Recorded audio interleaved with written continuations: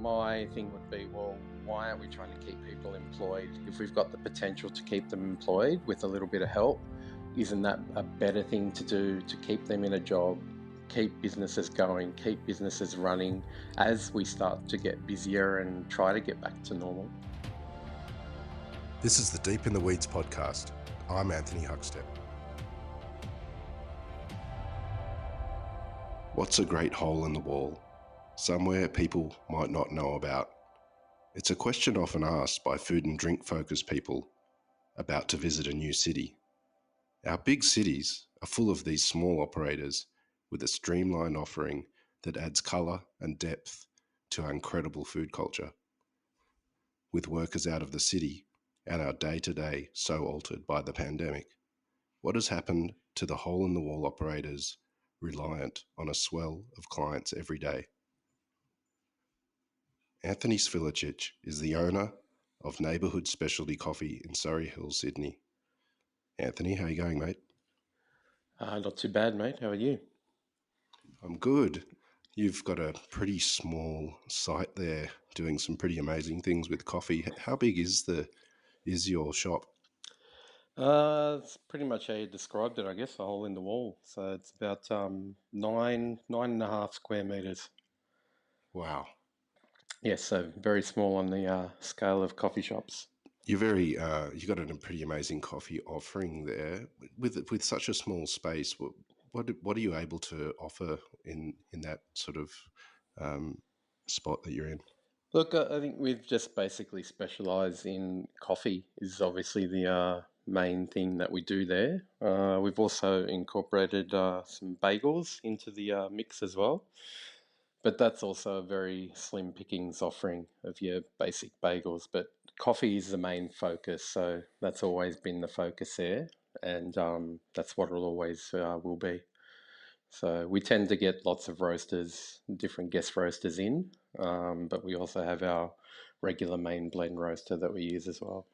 Can you take us back to the early days of the pandemic and the lockdown? You're very reliant on a lot of office workers around where you are. What sort of impact did that have?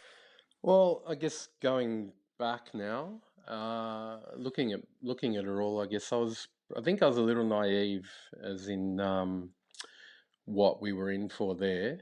When all the talk started of shutdown and pandemic coming and all of that, look, we also have a lot of residents around us as well.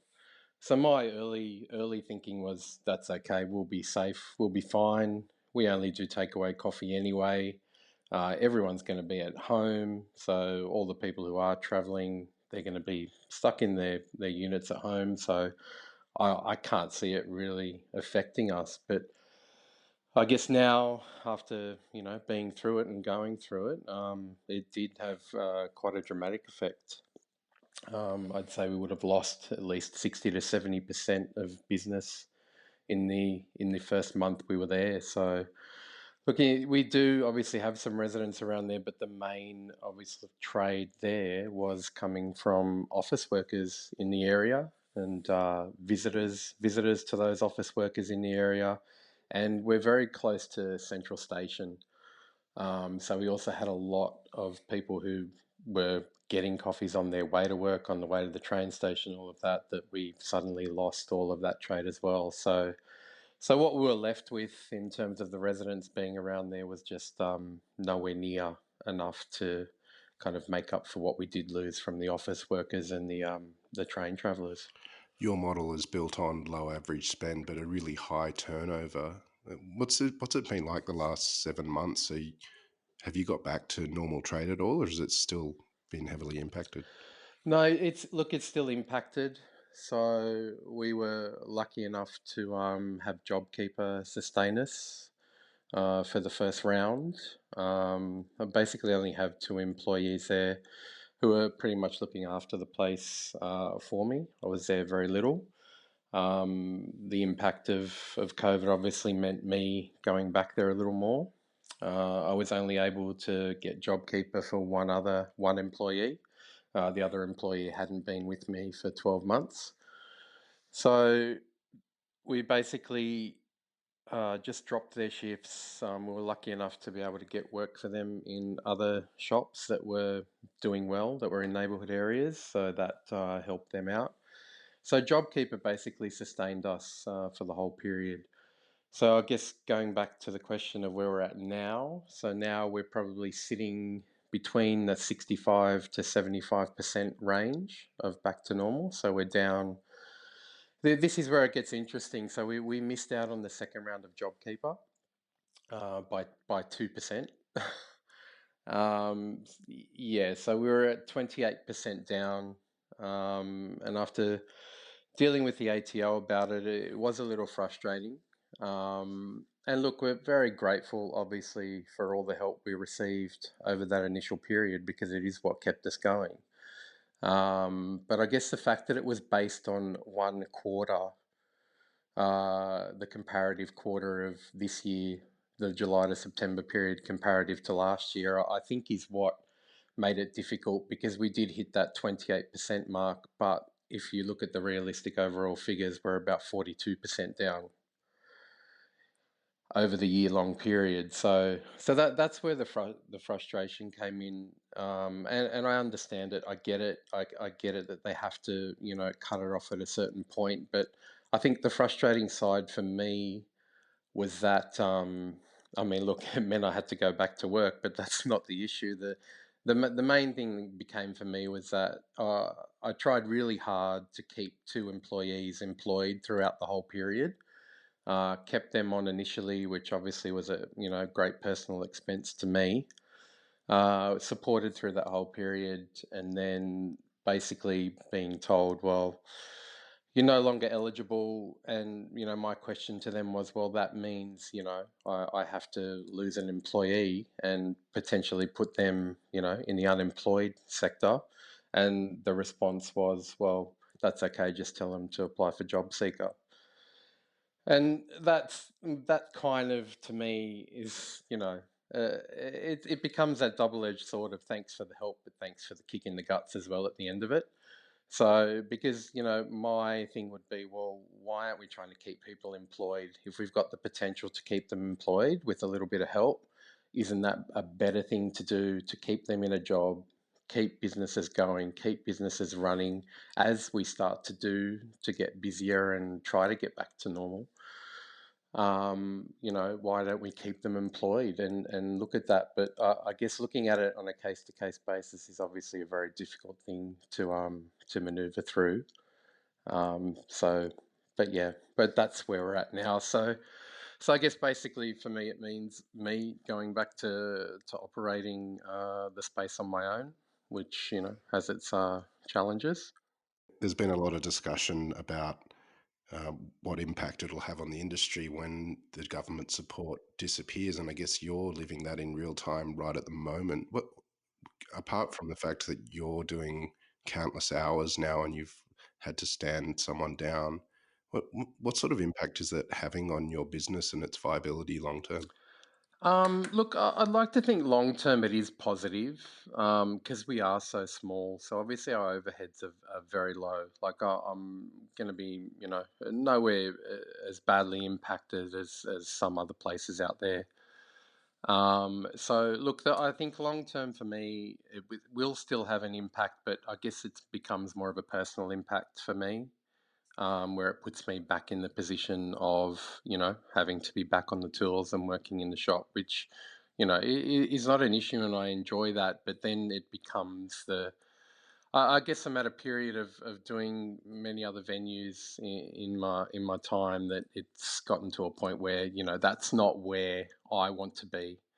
So, for me to progress, and get other sites and look at other ventures and look at other prospects becomes obviously difficult when you're stuck, behind a bar all day. So, that I guess is the more of the impact for me. But I feel that, look, Surrey Hills will bounce back, but I think it's going to take time. There are still offices moving out. There are offices reassessing whether or not they need an office space. So around where we are, there's a lot of smaller offices. So, 5 people, 10 people. A lot of startup companies are around there as well. So I guess the reality for them is, a lot of those 10 people offices have downsized to 5 or 6 people. And then it becomes, well, we've only got 5 or 6 people now and we've been able to work from home. Why do we need an office? So that's the question that a lot of them are asking now. So I still think there's more to come in terms of people moving out, and even residents who are renting in the area, which there are a lot of rental places around there, are taking better deals. Even within Surrey Hills, taking better deals or moving to the beaches, because apparently there's great deals to get at the moment on units in Bondi near the beach. So I guess people are taking advantage of that for summer because they'll be near the beach and they're working from home. So I guess the impact there is there's still more to come, but I'd like to think the outlook is positive down the track, where maybe some of these smaller offices, some places in the city that maybe had bigger offices and they're downsizing, that'll be kind of the flow-on effect where, they may still want to be close to the city and look at areas like Surrey Hills because rents have dropped quite dramatically in the area.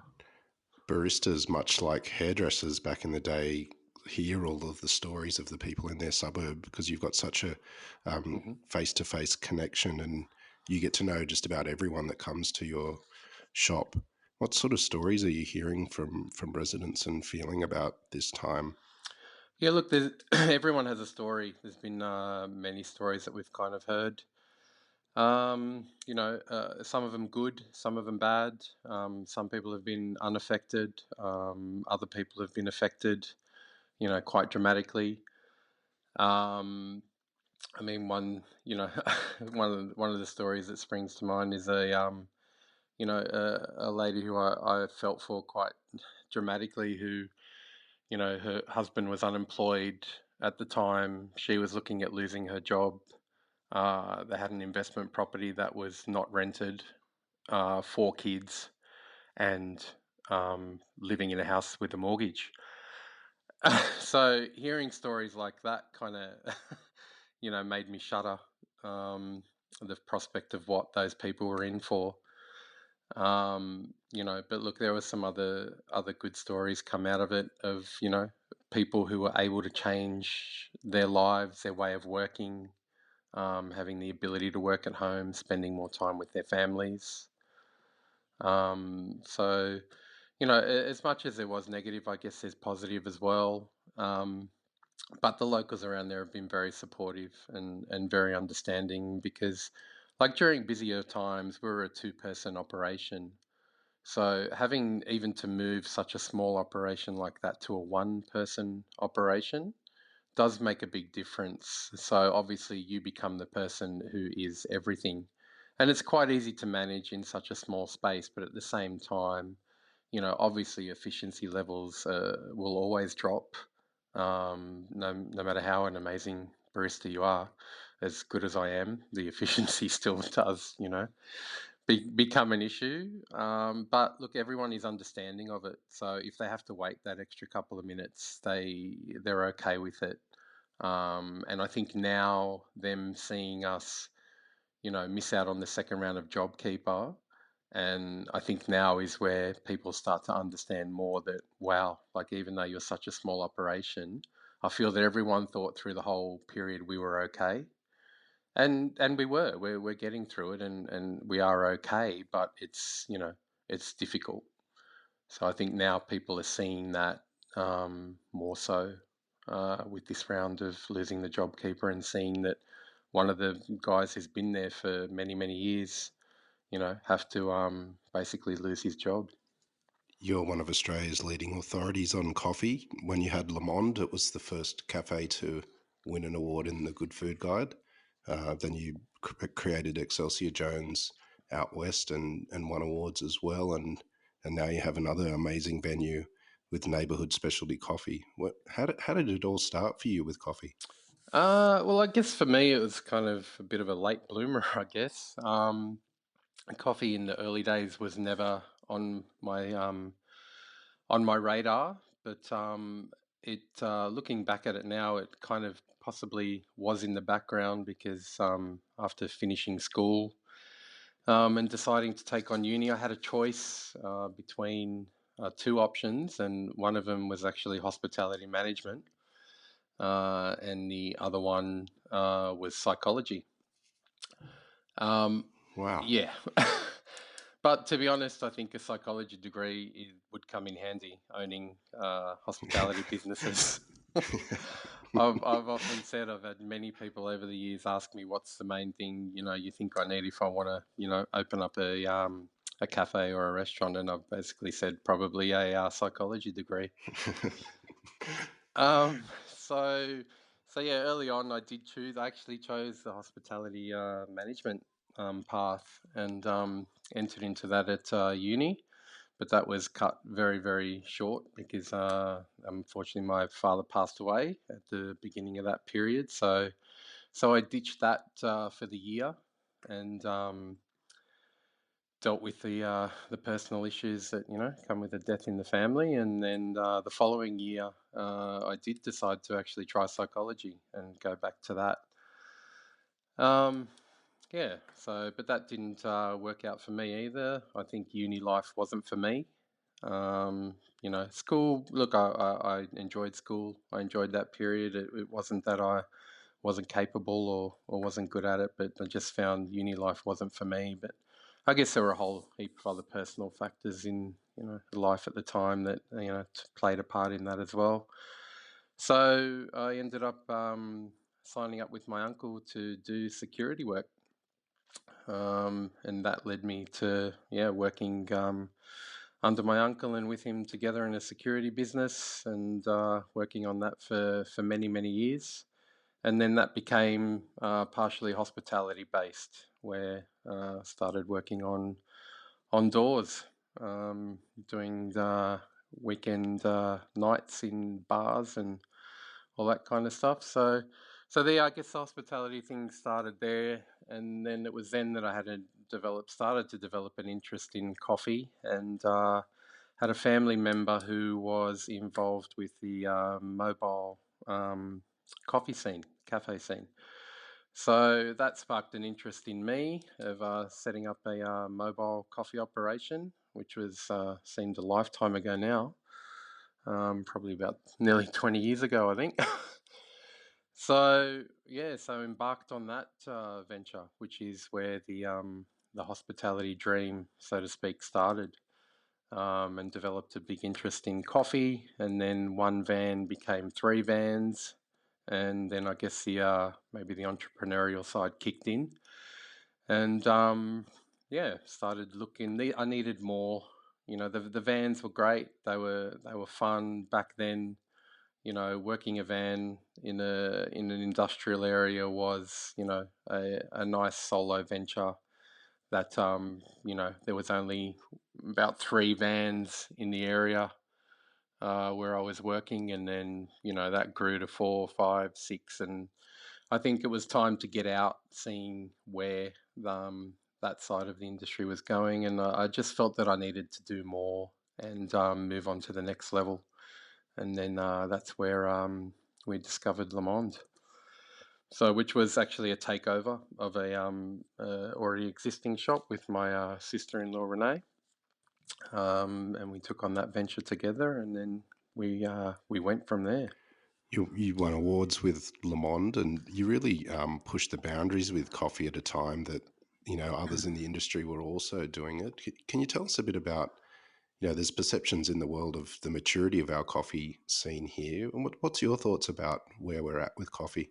Yeah, look, I guess I was in that at that point of joining the industry where there was a lot of excitement about different brewing methods, sustainability and traceability of coffee, understanding it and learning it more, and working with it as it's as the fresh product that it is. I think the perception of coffee, was starting to change more on an industry level. And it was an exciting time because it was a time for the industry to be able to try and show people what coffee was all about, So, we'd operated Le Monde for a couple of years. In that time, I was out of action for a little while. I had a motorbike accident, which put me out of action for a while. And I think it was after that where I kind of realized, what was needed to run a business, and then it became, a matter of learning how to actually run a business and not be the business. So during that time, I guess we started to experiment a lot with coffee. So different brewing methods, filter brewing methods. We ended up buying a machine called a clover, which some people will remember and other people don't want to remember. But at at the time, it was a wanted piece of equipment that not many people had, which is basically a filter brewing device. So we embarked on all kinds of different brewing methods, and it was around that time where I needed to learn more about coffee, and that's when we kind of joined forces with a company called Five Senses, who are Perth and Melbourne based, but we were the first people in Sydney to kind of start dealing with them and bring them into the Sydney market, and that's where it opened me up to a whole other world of what coffee was all about. I don't know if you remember or not, but we decided to take on a breakfast degustation, which was yes, a very interesting time. So yeah, it was a matter of working out, like, you know, there's so many places out there that are doing great food, great coffee. Like, well, what can we do different to, put you out there on another level? And then, some people were interested in the whole breakfast degustation thing, and other people were like, "What the hell is that? Who the hell does scrambled egg breakfast degustation?" But look, it became more than that, and it was a whole heap of fun.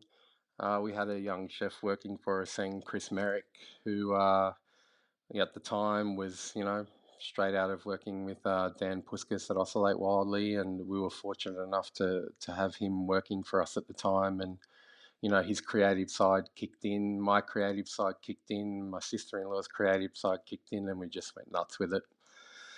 And I think the only people that won it. Well, look, we won out of it in the long term when you look at it. But at the time, we were offering a 3-course breakfast menu and 3 coffees for $25 a head, which was absolutely ridiculous.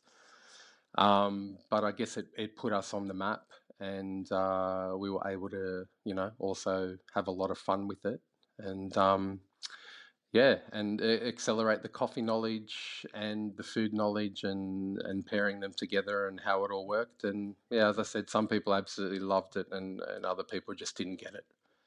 You briefly mentioned fresh coffee just a few moments ago. Can you tell us what it takes to make a great coffee from the very start? Because it actually doesn't cost very much to buy a coffee, but a lot is involved in getting that final product in the cup. Definitely, like I think that's what a lot of people maybe don't understand, but are starting to understand it more now. Obviously, purely being educated by people in the industry, that it is a fresh product. So, as your bananas don't taste the same every week when you go shopping to buy a banana, your coffee will change week to week as well. And the kind of suppliers that we work with are obviously sourcing the best quality, freshest coffee, to be able to bring to people. So, look, there's a lot that goes into it, and I think my eyes were again opened up to how much was actually involved in it when a few years after, or I think a year after being involved with Five Senses, they were doing origin trips, which basically is a trip overseas to origin to understand how coffee is grown and what it takes to get it to us. So that for me was probably a pinnacle of my time in the coffee industry, and I would strongly recommend to any barista who has the opportunity, when we can travel again, or is able to do a trip to Origin, do it. It's a very eye-opening thing, and it does kind of bring you back to reality of what it does take to bring that final product to you. So I did a trip to Sumatra, which I guess is a relatively small coffee producing region, but it was a great trip that was organised by the guys at Five Senses, and we tagged along, and yeah, we had some great times there, and I learnt what it took, to get that bean to us to be able to make that latte, to put that smile on that person's face, for the rest of the day.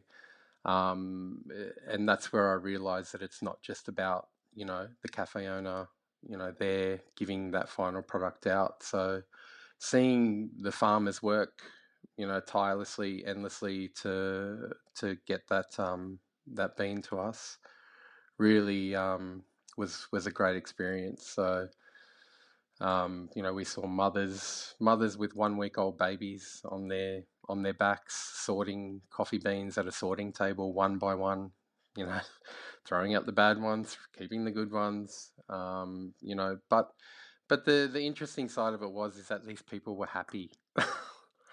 Like that's where I guess it brought it into perspective of working in a busy cafe environment, pumping out kilo after kilo of coffee, and getting that odd coffee where a person wanted it 2 degrees hotter, kind of made me think back to going, wow, I think we need to get some perspective on this, in terms of what that actually took to get that to you. And, I understand that it may not be as perfect as you wanted it, but, it took a lot to get that there.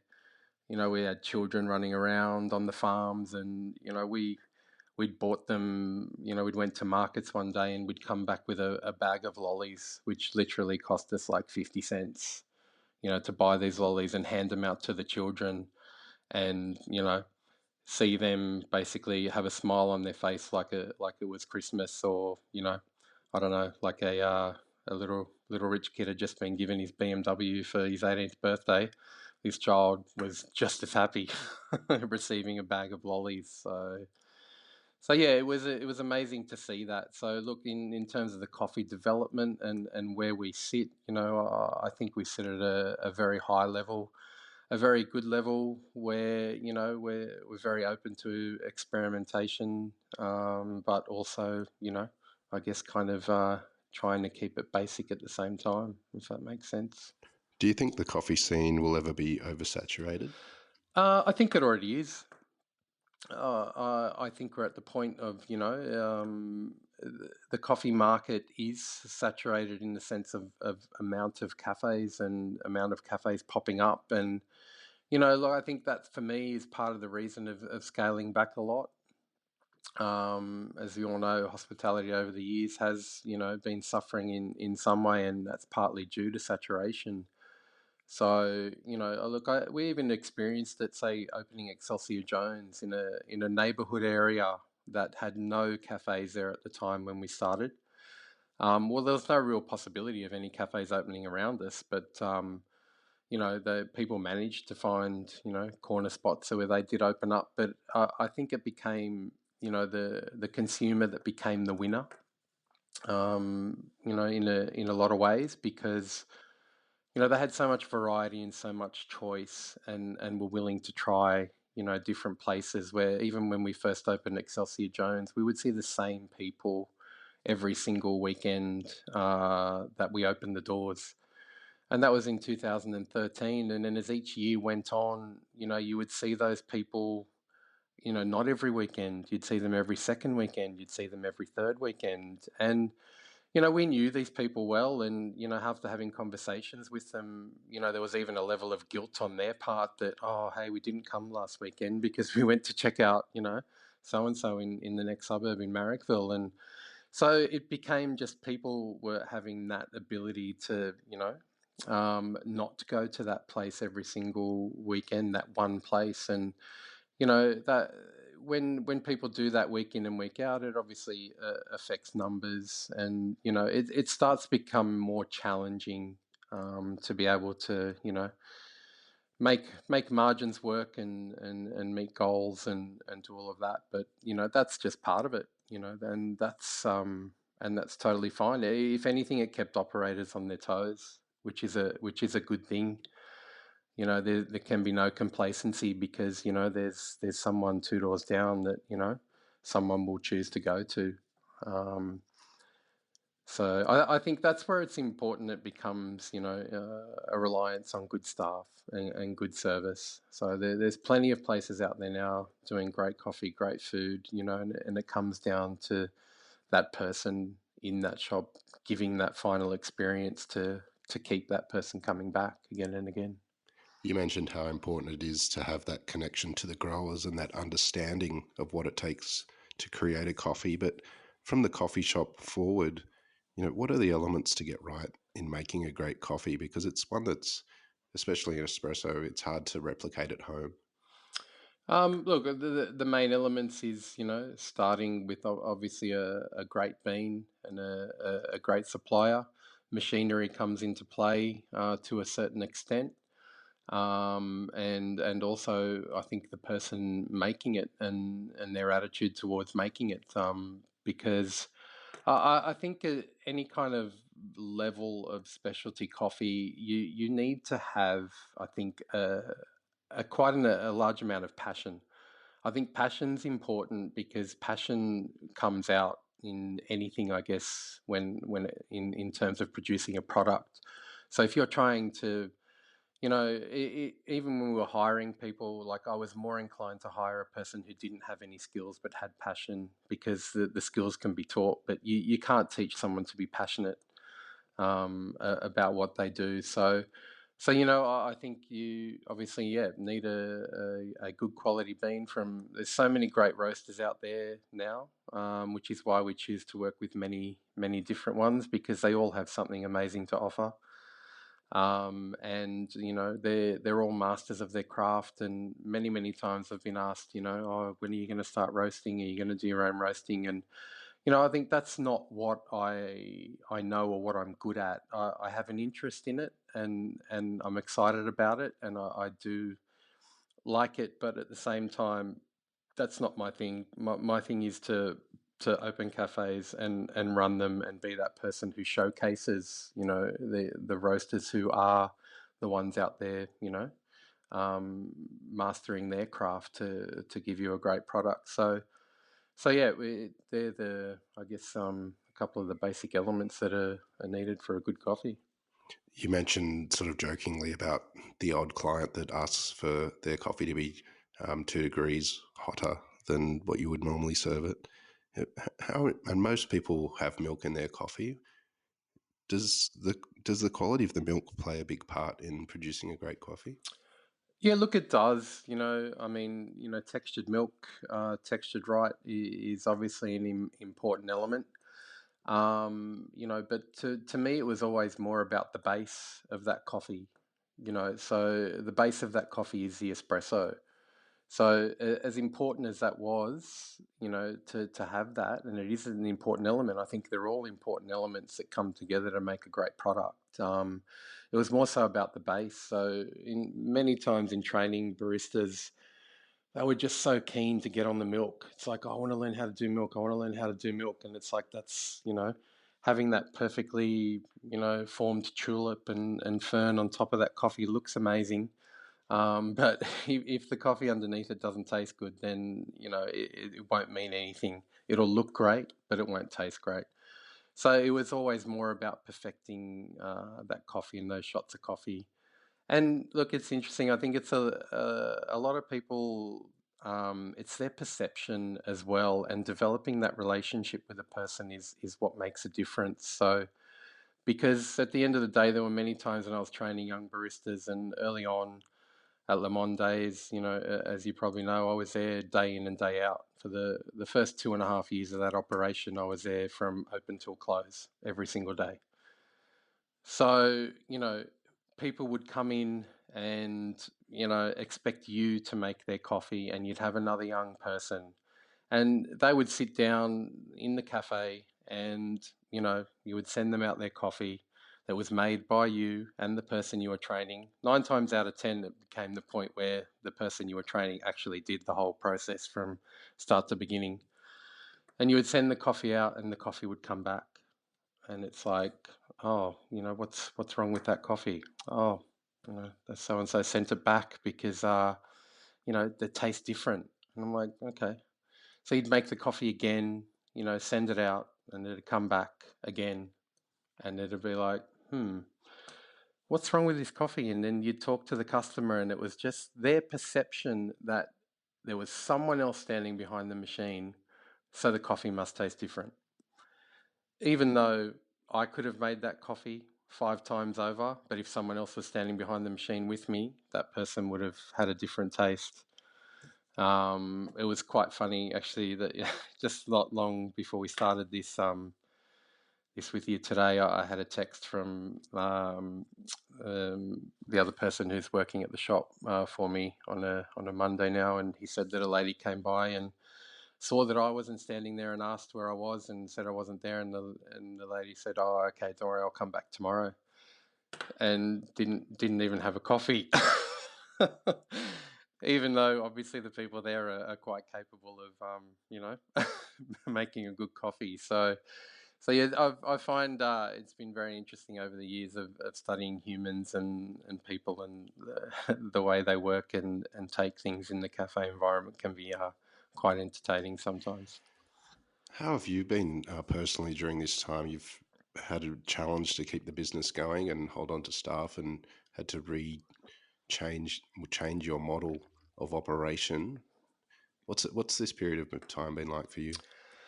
Um, I guess it's been quite a bit of a tough time and reflective time as well. I guess all of this for me, luckily, has kind of come at a point in my life where I'd already started that kind of reflective process a year or two ago, which was part of the reason of taking over a neighbourhood in Surrey Hills, was to kind of move away from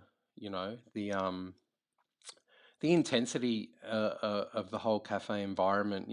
As you said early on, having two award-winning cafes basically running 13 years straight, selling Le Monde after 7 years, and then you know looking at the possibility of not doing another shop, but then wanting to do another shop. um, it's a really difficult, I think, process to go through, because you want to do that. You have that passion, and you want to give people what they want and do great things, or otherwise, we wouldn't be doing cafes like we did in the first place. It was funny, even like the start of Excelsior Jones.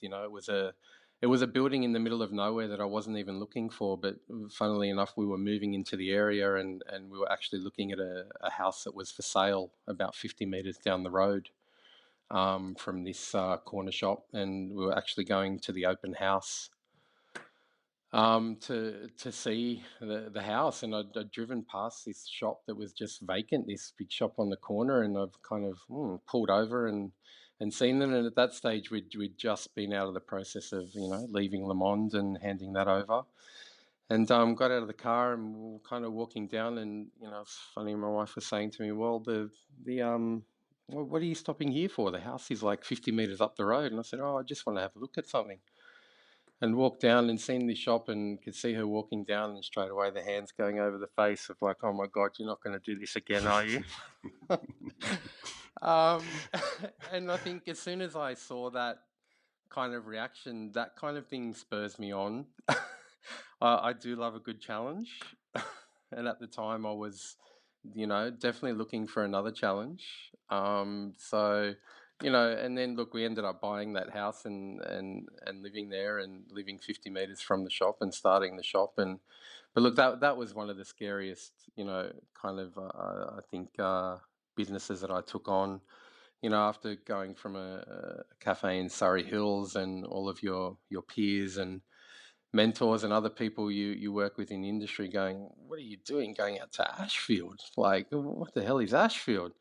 So, and I started to question myself, and but then we had neighbours around us who were all in their 60s and 70s, and I'm like, "Oh my God, who is going to come to this place? but by then the deal was done and it was signed, and we were well into the process of building that shop, which had been vacant for 6 years. And we didn't even have running water or proper power there. We had to upgrade power, get hot water, do it all from scratch. But it was it was a great shop. It was a great space. It was a great time. So yeah, I guess going back to the actual question, I guess for me coming into all of this, I was already in that reflective process of trying to step back from doing those kind of projects, and two young kids, and trying to spend more time with them, because the early years of their life, as most hospitality people will know, it draws you away from the family life and environment, and it's difficult. It's difficult to find that balance. So I think for me, moving on to smaller shops that were more easily manageable, talking about profit margins, all that kind of thing, because it's tough. It's honestly really tough out there for bigger operators, and I think that's what a lot of people, hopefully this pandemic has helped them to understand it a little bit better. But also I think they need to understand it a little bit more, because if you look back at it, the consumer's been paying $3.50 to $4 for a coffee ever since I've been in the industry for nearly 20 years now, and we're still charging those prices. But I can tell you now that costs go up every single year. The power goes up every year, packaging goes up every year, milk goes up every year, wages go up every year. The list is endless. So it is a difficult thing to manage personally, and mentally and financially. So, I think the decision became, a smaller venue for me to be able to, focus more time on family and on my kids, and hanging out with them. And so I guess I was already on that path. So for me, I guess the pandemic, was a good thing in that way, is that, homeschooling was, an interesting part of all of that. It was both fun and frustrating, and I think looking back at it, there were points where I thought I would rather run 10 Excelsior Jones and do one more day of homeschooling. But it was great in the sense that I learned a lot, and I think if anything out of any of this pandemic, I hope a lot of people can take some positive out of it, on a personal side, to be able to experience time, with their kids, and learn things about them that maybe they hadn't learnt before. And that's a tough position to put yourself in, especially if you're running businesses and working, and doing all of that. So yeah, for me, the impact of the pandemic is probably more so now, where it's become, me having to get back on the tools, so to speak, and spend more time in the shop, which is, not where I kind of wanted to be at this point in my career. And just before the pandemic, we were actually looking at another site, which we passed on, which literally came up at the time of this pandemic. And now was in the process of, negotiating a potential second one. But, me having to go back to work, to work full time in the shop is, maybe possibly put that on a hold as well. So I guess for me personally, it's almost like put a lot of things on hold. But, I think we're coming out of it slowly. And hopefully there's only good things to come from it. Well, a lot of Australians really do love coffee and they'll drive for it. And I can't have one of the leading authorities on Deep in the Weeds without asking how you take your coffee. I take my coffee black. I do enjoy black coffee, and filter coffee would be my main choice of drink. Well, Anthony, I hope things get back to normal pretty soon and can give you some breathing space to, as you say, work on the business rather than in it, and open up a few other opportunities for you. We've really appreciated having you on Deep in the Weeds. Please keep in touch, and we'll talk again soon. Definitely, mate. Thank you. Thanks very much for the opportunity to be on, and also as many people I'm sure have said to you, like, hats off to you, mate, for what you've done throughout this period and giving everyone that voice. So it's been said before, but I think it can't be said enough times of the impact you're having out there as well. It means a lot. Thanks, mate. Keep in touch. This is the Deep in the Weeds podcast. I'm Anthony Huckstep. Stay tuned as we share the stories of Australia's hospo community, suppliers and producers in search of hope during this pandemic. Special thanks to executive producer Rob Locke for making this all happen. Follow us on Instagram at Deep in the Weeds Podcast, or email us at podcast@deepintheweeds.com.au. Stay safe and be well.